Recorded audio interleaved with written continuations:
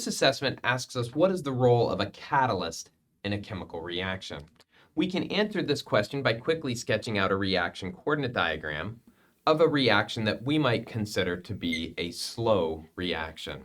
And so we'll draw it with a high activation energy.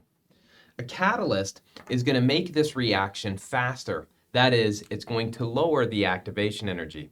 Note that our new catalyzed reaction, and we're going to assume it's one step, doesn't matter much here, it's going to start at the same spot, finish at the same spot as our non-catalyzed reaction, but it's going to have a lower activation energy.